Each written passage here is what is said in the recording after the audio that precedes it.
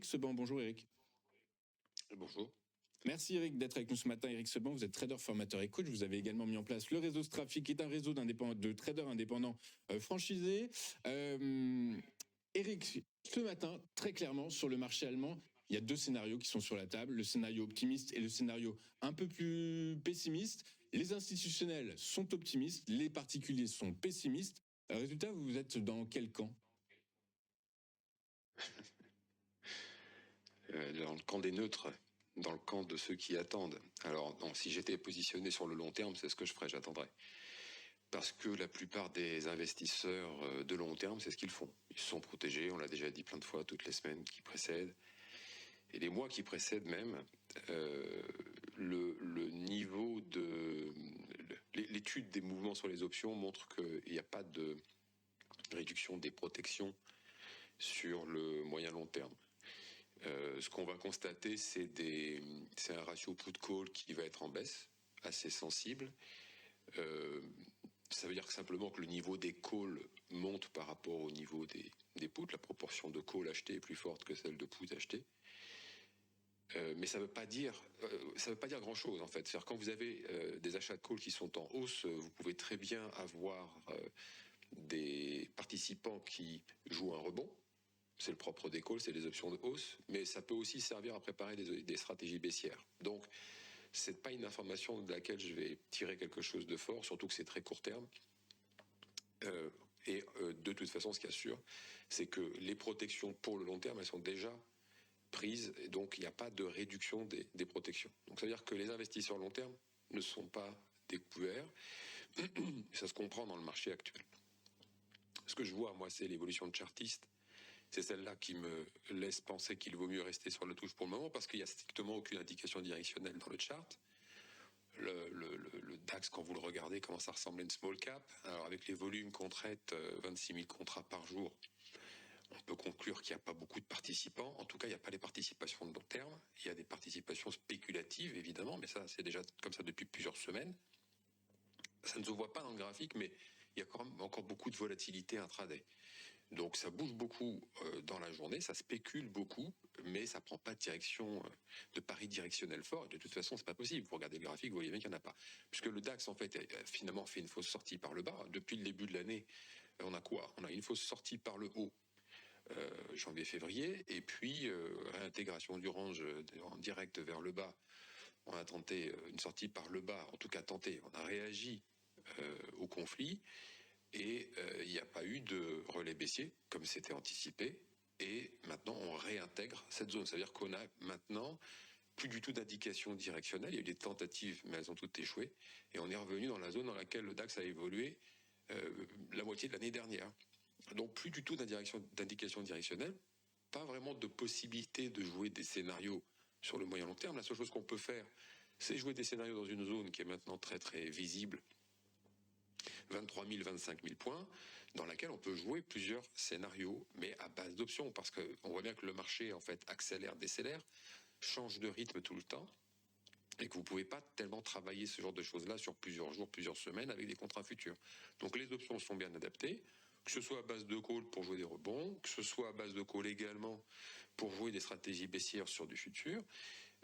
Bon, on va pas rentrer dans les détails de ce qu'on appelle un put synthétique, mais on peut aussi, puisque la volatilité a beaucoup baissé, on est repassé à 17 alors qu'on vient quand même de 24-25, donc ça a beaucoup baissé. Donc réacheter des options devient quelque chose qui a du sens, puisqu'on revient au niveau d'avant mars. On est à peu près sur le même niveau de volatilité implicite que janvier et février. Donc on peut très bien, sur le haut de la zone, acheter des puts pour jouer la baisse, sur le bas de la zone, acheter des calls pour jouer le rebond. Avec des maturités relativement courtes, ça permet de travailler avec une relative sécurité, puisque lorsqu'on a des options, évidemment, acheter, bien sûr, on n'a pas de risque ouvert. Et là-dedans, attendre, en fait, finalement, des indications directionnelles, c'est une façon aussi de travailler dans un marché qui est bien borné dans son évolution, puisqu'on voit qu'à chaque fois qu'on essaie de sortir au-dessus de 25 000, ça ne marche pas. En dessous de 23 000, ça ne fonctionne pas non plus. Donc on a une zone de jeu qui est bien claire, avec des options qu'on peut acheter, des futurs qu'il faut laisser de côté, parce que l'intraday, là, aujourd'hui, c'est vraiment très sportif, et les probabilités de réussir sont assez faibles, parce que justement, vous avez des changements de rythme de volatilité en pleine journée, et que vous avez très peu de densité, c'est-à-dire qu'en fait, ça bouge parce qu'il y a très peu de monde à table. Alors, pardon, excuse-moi pour l'expression, mais il y participants. Et donc ça permet au DAX de bouger très très facilement, mais c'est le cas également sur l'or où ça s'est beaucoup calmé. Les marchés sont vraiment en pause. Voilà. Il n'y a que la spéculation qui anime les échanges, avec beaucoup de violence, parce qu'il y a très peu de densité.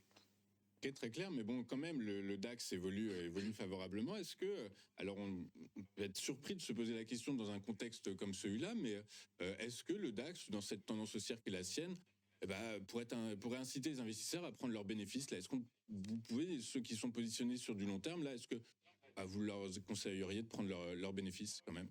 Non, pas plus que je pouvais leur conseiller de faire ça fin 2003 et toute l'année 2024, parce qu'on ne sait pas du tout comment le marché va évoluer. Donc, si vous sortez maintenant, ok, vous sécurisez des bénéfices éventuels, mais si ça continue de monter, vous faites quoi? Courir après le marché, vous pouvez pas. Donc, il faut attendre un rebond. Est-ce qu'il se produira? On ne sait pas. C'est exactement ce qui s'est passé en 2020. Il faut faire attention. Quand tout le monde est sorti du marché parce que justement il n'y avait pas de protection et qu'il fallait sortir, quand le marché a rebondi, tout le monde a couru après le papier. Donc, en tout cas, je parle des pros. Donc non, sortir maintenant, il n'y a pas d'indication, il n'y a pas de signal baissier. Vous voyez bien qu'à chaque fois qu'il y a eu un signal baissier, des tentatives de baisser, il n'y a jamais eu de relais. Donc dans ces conditions, pourquoi se séparer de ces actions qui seront difficiles à racheter si jamais le marché monte d'un cran? Donc qu'est-ce qu'il faut faire aujourd'hui? Si vous avez des actions, vous avez des plus-values, vous les gardez. Comme je l'ai dit déjà depuis plusieurs semaines, mois, il faut acheter des options pour protéger votre portefeuille et également votre mental. C'est-à-dire que si on se retrouve demain avec une baisse comparable à ce qui a été la baisse du mois d'avril de l'année dernière à l'annonce des tarifs douaniers de Trump, vous n'allez pas forcément bien réagir, vous savez pas trop quoi faire. Est-ce que je sors maintenant avant de plus avoir de bénéfices? Est-ce que je coupe les pertes si j'ai des pertes? Ou est-ce que je garde? Et on a vu que ça avait rebondi très violemment. Le seul moyen d'y arriver dans ces conditions, c'est d'avoir des protections, c'est donc d'avoir acheté des puts quand la volatilité est relativement basse, parce que les puts s'apprécient quand le marché baisse et les options de baisse, donc elles gagnent de la valeur, au même moment que votre portefeuille en perd. Donc ça fait un amortisseur. Donc c'est le seul moyen aujourd'hui d'accompagner les marchés, de protéger son portefeuille. Ça permet de ne pas avoir à réfléchir à quelle stratégie adopter, parce que des stratégies aujourd'hui pour en mettre en place, c'est extrêmement compliqué, parce qu'il n'y a pas d'indication. Donc la boucle se boucle toute seule. Et donc, vous parliez de tendance haussière, il n'y a plus de tendance du tout en fait. Là, le DAX, on est revenu à la zone de latéralisation de la moitié de l'année dernière. On a réintégré et puis regardez ce qui se passe. On a eu un gap haussier mercredi, on en a eu un baissier lundi, les deux ont été comblés et depuis c'est des toutes petites bougies.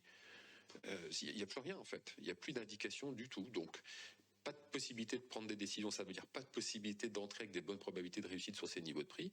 Maintenant, il faut attendre les bornes et comme je vous l'ai dit, les options restent le meilleur ou instrument financier pour travailler ces mouvements entre ces deux bornes, parce que vous ne savez pas à quel rythme ça va se produire et puis vous avez un risque qui est fermé si jamais votre scénario ne se réalise pas. Ok, très clair. Écoutez, le message est passé. Merci beaucoup Eric d'avoir été avec nous ce matin, Eric Seban. Vous êtes trader, formateur et coach. Vous avez également mis le réseau Strafi en place, qui est un réseau de traders indépendants franchisés. Merci beaucoup Eric, à la semaine prochaine.